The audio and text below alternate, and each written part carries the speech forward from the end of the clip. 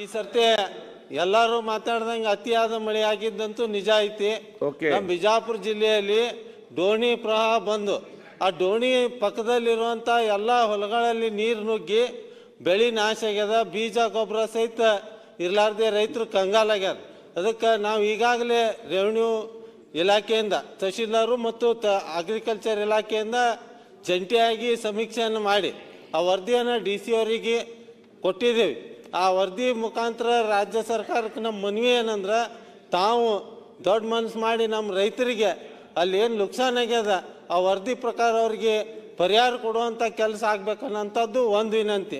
ಆಮ್ಯಾಗ ಇನ್ನೊಂದು ಏನಂದ್ರೆ, ಅವು ಏನು ಬ್ರಿಡ್ಜಸ್ ಅದಾವಲ್ಲ, ಅಂದ್ರೆ ಡೋಣಿ ಪ್ರವಾಹ ಬಂದಾಗ ಅವು ಚಿಕ್ಕದಾಗ್ಯಾವ, ಅದಕ್ಕೆ ಹರಿದು ಎಲ್ಲ ಹೊಲಗೊಳ್ದಾಗ ಹೊಂಟವು, ಆಮ್ಯಾಗ ಶೀತಲಗೊಂಡವು. ಅದನ್ನು ಸಹಿತ PWD ಇಲಾಖೆಯಿಂದ ವರದಿ ಕಳಿಸುವಂಥ ಕೆಲಸ ನಾವು ಮಾಡಿದ್ದೀವಿ. ಅದಕ್ಕೆ ಅವು ಶೀತಲಗೊಂಡಂಥ ಬ್ರಿಡ್ಜ್ಗಳು ಪುನರ್ ನಿರ್ಮಾಣ ಆಗಬೇಕು.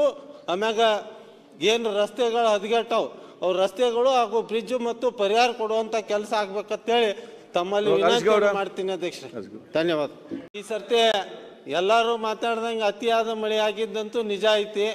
ನಮ್ಮ ಬಿಜಾಪುರ ಜಿಲ್ಲೆಯಲ್ಲಿ ಡೋಣಿ ಪ್ರವಾಹ ಬಂದು ಆ ಡೋಣಿ ಪಕ್ಕದಲ್ಲಿರುವಂಥ ಎಲ್ಲ ಹೊಲಗಳಲ್ಲಿ ನೀರು ನುಗ್ಗಿ ಬೆಳೆ ನಾಶ ಆಗ್ಯದ. ಬೀಜ ಗೊಬ್ಬರ ಸಹಿತ ಇರ್ಲಾರ್ದೆ ರೈತರು ಕಂಗಾಲಾಗ್ಯಾರ. ಅದಕ್ಕೆ ನಾವು ಈಗಾಗಲೇ ರೆವಿನ್ಯೂ ಇಲಾಖೆಯಿಂದ ತಹಶೀಲ್ದಾರು ಮತ್ತು ಅಗ್ರಿಕಲ್ಚರ್ ಇಲಾಖೆಯಿಂದ ಜಂಟಿಯಾಗಿ ಸಮೀಕ್ಷೆಯನ್ನು ಮಾಡಿ ಆ ವರದಿಯನ್ನು DC ಅವರಿಗೆ ಕೊಟ್ಟಿದ್ದೀವಿ. ಆ ವರದಿ ಮುಖಾಂತರ ರಾಜ್ಯ ಸರ್ಕಾರಕ್ಕೆ ನಮ್ಮ ಮನವಿ ಏನಂದ್ರೆ, ತಾವು ದೊಡ್ಡ ಮನಸ್ಸು ಮಾಡಿ ನಮ್ಮ ರೈತರಿಗೆ ಅಲ್ಲಿ ಏನು ನುಕ್ಸಾನ್ ಆಗ್ಯದ ಆ ವರದಿ ಪ್ರಕಾರ ಅವ್ರಿಗೆ ಪರಿಹಾರ ಕೊಡುವಂಥ ಕೆಲಸ ಆಗ್ಬೇಕನ್ನೋಂಥದ್ದು ಒಂದು ವಿನಂತಿ. ಆಮ್ಯಾಗ ಇನ್ನೊಂದು ಏನಂದ್ರೆ, ಅವು ಏನು ಬ್ರಿಡ್ಜಸ್ ಅದಾವಲ್ಲ, ಅಂದ್ರೆ ಡೋಣಿ ಪ್ರವಾಹ ಬಂದಾಗ ಅವು ಚಿಕ್ಕದಾಗ್ಯಾವ, ಅದಕ್ಕೆ ಹರಿದು ಎಲ್ಲ ಹೊಲಗೊಳ್ದಾಗ ಹೊಂಟವು, ಆಮ್ಯಾಗ ಶೀತಲಗೊಂಡವು.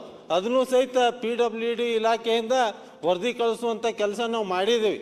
ಅದಕ್ಕೆ ಅವು ಶೀತಲಗೊಂಡಂಥ ಬ್ರಿಡ್ಜ್ಗಳು ಪುನರ್ ನಿರ್ಮಾಣ ಆಗಬೇಕು. ಆಮ್ಯಾಗ ಏನು ರಸ್ತೆಗಳು ಹದಗೆಟ್ಟವು ಅವು ರಸ್ತೆಗಳು ಹಾಗೂ ಬ್ರಿಡ್ಜ್ ಮತ್ತು ಪರಿಹಾರ ಕೊಡುವಂಥ ಕೆಲಸ ಆಗ್ಬೇಕಂತೇಳಿ ತಮ್ಮಲ್ಲಿ ವಿನಂತಿ ಮಾಡ್ತೀನಿ ಅಧ್ಯಕ್ಷ. ಧನ್ಯವಾದ.